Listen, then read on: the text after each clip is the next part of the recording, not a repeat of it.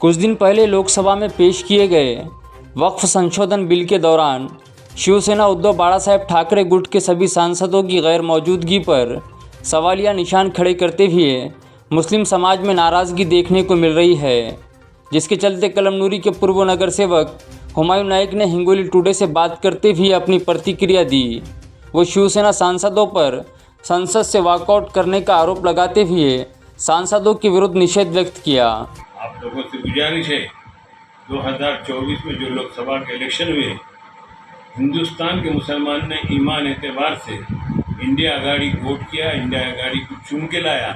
India Aghadi को ऐसी मेहनत से चुन के लाया कि उसकी कोई भी वो नहीं कर सकता। हर मुसलमान ने बगैर बोले के जो तो इंडिया आघाड़ी के उम्मीदवार को चुन के लाया, वोटिंग करा। लेकिन आज हमने जो वोटिंग करे डर के वास्ते नहीं, हमारे समाज के वास्ते, हमारे समाज पे अन्याय नहीं होना, हमारी प्रॉपर्टी को कोई नुकसान नहीं पहुंचाना, इस वजह से। और इसको हमको जो है तो संविधान बचाने का था और मोदी को वहाँ से हटाने का था, इसलिए हमने यूनिटी के साथ हिंदुस्तान के मुसलमानों ने एक जयती के साथ वोटिंग करे और चुन के लाए। और अपोजिशन को उसको जो है तो मोदी को जो तो हाशिए पे ला कर रख दिए। उसकी ये पोजीशन होगी कि कुछ नहीं करते। लेकिन आज अफसोस की बात है, अभी चालू अधिवेशन में जो है तो उन्होंने औकाफ का बिल का जो लाया तरमीम बिल करने का, उसमें जो हमने चुन के थे उद्धव ठाकरे के लोगों को उन्होंने वॉकआउट कर उसका मैं नहीं पूरे महाराष्ट्र के मुसलमान उसका निषेध करते, उनका धिक्कारा करते। हमको मालूम था कि इलेक्शन होने के बाद हम पे अन्याय हो गई। उद्धव ठाकरे की कोई नई बात नहीं है, उसके बाद 50 साल से हमारे खिलाफ, मुसलमानों के खिलाफ हमेशा बोलते। आज भी उन्होंने वही करे। ऐसा होगा सांप से दोस्ती करे थे हमको नुकसान होगा। मगर एक बात याद रखना, विधानसभा में हमने अगर तुमको अपनी जगह नहीं बताई तो हम भी नाम के मुसलमान हैं। हम पे अन्याय करें, हमारे समाज पे अन्याय करें, हमारी प्रॉपर्टी पे अन्याय करें। हमने कभी हिंदू समाज की प्रॉपर्टी वो नहीं करे। हमको कुछ क्या है जिसका उसका हमारे बुजुर्गों की वो प्रॉपर्टी है, हमारे बुजुर्गों ने वो दिए वाली है, वो दान दिए वाली है, उस पर हमारा ही हक है, मुसलमान का ही हक है। मगर ये फुकट में जा आके कुछ तो भी करने का, लोकसभा में जो इनकी हार हुई उसका बदला निकालने के वास्ते विधानसभा ये लोकसभा में वो कर रहे हैं। और उनको ये नहीं, वो उनके दिमाग से बात निकल गई कि भाई सामने 2 महीने के बाद विधानसभा है, विधानसभा में हम कैसे तुमको राष्ट्रवादी कांग्रेस को हम जरूर वोट देंगे, हमारा उसका कोई विरोध नहीं। मगर जहाँ ये तुम्हारे इंडियन अलायंस का अगर ये खड़े रहा, उद्धव ठाकरे के ग्रुप का खड़ा रहा, वो हम बिंदास विरोध करेंगे। कोई भी रहो, हमको कोई मतलब नहीं, इसमें किसी का कोई नहीं। और सब मुसलमानों से महाराष्ट्र की मैं गुजारिश करता हूँ कि उद्धव ठाकरे का कैंडिडेट जहाँ भी खड़े रहा खुल के उसकी मुखालिफत करो, क्योंकि अपने को उम्मीद थी जब अपने पे कुछ आफत है। और मैंने तुम्हारे मालूमात के वास्ते जब यहाँ पर हमारे खासदार का प्रोग्राम हो उस टाइम में भी मैंने मेरे भाषण में बोला था कि हमको कुछ नहीं चाहिए, हमारा समाज की हिफाजत चाहिए, हमें यूनिटी चाहिए, हमारे समाज को कुछ नहीं। लेकिन पहला जो है तो हमला उसने कहा। और ये जो 9 लोग चुन के दिए इनका कुछ नहीं, उनके जो है बॉस ने जो ऑर्डर दिया उस ऑर्डर के हिसाब से उन्होंने काम करे और काम करके उसको वॉकआउट करे, उसका उनके वॉकआउट का हम निषेध करते हैं। और मैं पूरे जहाँ तक भी मेरे लोग देख रहे हैं सुन रहे हैं, मैं उनसे गुजारिश करता हूँ हर गाँव में जो है तो एक निषेध वो निकालो, निषेध बैठक रखो और उद्धव ठाकरे का निषेध करो। जब तक इनका नहीं करेंगे, जब तक इनको इनके बाजू में बैठने का अगर रहा बैठना है तुमको, तो ये सोचो तुमको इनकी छाती पे अपने बैठना पड़ेगा। इनकी छाती पे बैठने की तुमने ताकत रखे, यकीन मानिए दुनिया की कोई ताकत तुमको नहीं रख सकती और बाजू बिठाते। लेकिन हमारी जो है तो कमजोरी है, उसका फ़ायदा उठाने की मैं हिंदुस्तान के पूरे मुसलमानों का शुक्रगुजार हूँ। लोकसभा में जो उन्होंने यूनिटी बैठे, जिंदगी में नहीं, मैं भी अब कई ज़माने से इलेक्शन और राजकारण देखता हूँ, ऐसी यूनिटी मैंने कभी भी नहीं देखा।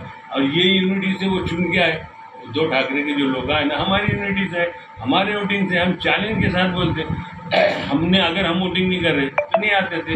वो जो था हमको मगर संविधान बचाने का था और मोदी को हटाने का था, बल्कि हमने एक दूसरे का कोई मतलब नहीं था, कोई हमारा मुसलमान समाज का कोई डिमांड नहीं था। फिर भी हमने ईमान एतबार से हमने क्या, जेंट्स ने लेडीज़ को बगैर बोले कि महाराष्ट्र में लेडीज़ को बगैर बोले कि जहाँ भी उद्धव ठाकरे के में खड़े वाले थे वहाँ बोले थे मशाल। कलमनुरी में हमने किसको पूछे क्या कहाँ जा रहे वोटिंग क्या कर रहे, तो मशाल बोल रहे थे। मशाल ने ऐसी हमने मशाल जल गए, वो मशाल है हमारा ही घर जलाने करे। और याद रखना उद्धव जी, जो मशाल हमने जलाए उसको बुझाने की ताकत हमारे में है। और ये ताकत हम तुमको विधानसभा में भी बताएंगे। चाहे फिर कुछ भी हो, किसी की भी तो भाजपा को देंगे हम, और किसी भी तो कलमनरी मतदार संघ में कोई भी खड़े रहो, उद्धव ठाकरे से कोई भी खड़ा रहेगा तो उसका काम भी नहीं करेंगे, उसको हम इंडिया आघाड़ी का काम नहीं करेंगे। बात तो हो सका हमका हमारे दिल में आया, तो टाइम आगा तो हम भाजपा के जो है अलायंस है उसको करेंगे। संतोष बांगर जो 5 साल से आमदार है, उसने मुसलमानों को 5 साल में कभी कोई तकलीफ नहीं दिया। पक्ष के लेवल पे उन्हें अपने लेवल पे कुछ भी काम करेंगे, हमको उनका विरोध नहीं, मगर पर्सनल मुसलमानों को तकलीफ नहीं दिया। मुसलमानों को हमारे लिए पैसा है, कोई भी अगर उसके पास गए, कोई भी लेडीज़ गई हो गई तो उसके सर पे हाथ रख के बोला कि तू मेरी बहन है, मैं तुझे मदद कर दूँ, मेरे भाई, मैं तेरा भाई हूँ, भाई की जैसा मेरे पास आई तो हक से। कई लोगों का ऐसे काम गया, हमने आज तक गया नहीं, मैं आज तक गया नहीं, मेरा संतोष जो है तो बांगर का कोई ताल्लुक नहीं तो मैं इस पे और संतोष बांगर ने मैनेज करा क्या, ऐसा कुछ भी नहीं क्या, वो उसमें से नहीं।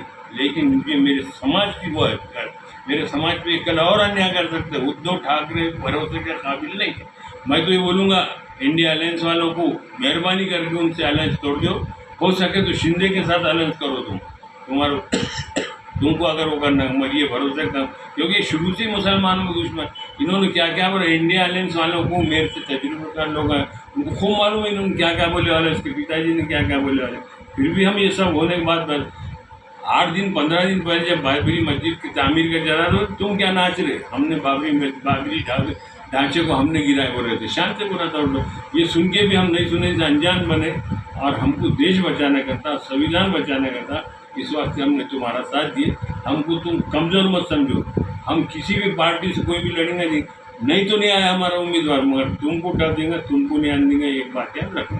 अभी लोकसभा में महाराष्ट्र के मुसलमानों ने या हिंदुस्तान के पूरे मुसलमानों ऐसे झोलियां भर भर के जो है तो इंडिया आघाड़ी के उम्मीदवार करे, सेना के उम्मीदवारों को वोटिंग करे कि भाई हमारे को आगे साथ देंगे। लेकिन बहुत अफसोस के साथ कहना पड़ा कि इन्होंने कुछ भी हमारा नहीं करा, एक ने नहीं पूरे 9 के 9 ने वॉकआउट करके हमारे को जो है तो तकलीफ दी। हम इसका पूरे तरीके से जो है तो निषेध करते हैं। और महाराष्ट्र के पूरे मुसलमानों से मेरी गुजारिश है, तुम आपस में कुछ भेदभाव मत रखो, कोई मसलक मत रखो, सब मिलकर उनका निषेध करो। उनको मालूम होना चाहिए कि मुसलमान क्या है। मुसलमानों ने चुन के लाए तो इसका मतलब ये है कि तुम चुन के आ गए तो कुछ भी करेंगे, हम बर्दाश्त करने वाले नहीं। अरे फिर तुम्हारे से इनसे अच्छे तो असदुद्दीन अवैसी साहब अच्छे हैं। समाज उन्होंने क्या जातिवाद करते, तुम उनको जातिवाद का, ये सेना भाजपा वाले बोलते हैं जातिवादी है जातिवादी। मुझे मिसाल दो ना एक जातिवाद, उन्होंने क्या जाति, हमारे वास्ते, हमारे समाज के वास्ते, औकाफ के वास्ते, हमारे दरगाह के वास्ते, हमारे मस्जिद के वास्ते, अपने मजहब के वास्ते वो लड़ता तो जातिवाद होगा। और तुम गैर जात के हो गए, हमारे गैर समाज के हो गए, हमारे समाज पे, हमारे धर्म पे, हमारे इस पर अटैक कर रहे, तुम जो सेकुलरिज्म हो गए। अवैसी साहब को जो तुम जातिवाद बोलते वो अवैसी साहब जातिवाद नहीं है, तुम जातिवाद है। ये जितने भी 9 चुन के आए खासदार आए, मैं इनका पूरा मुसलमानों की तरफ से निषेध करता हूँ। और इनसे ऐसी मेरी उतनी ताकत तो नहीं है, मगर मैं इनसे ऐसी वो करता हूँ।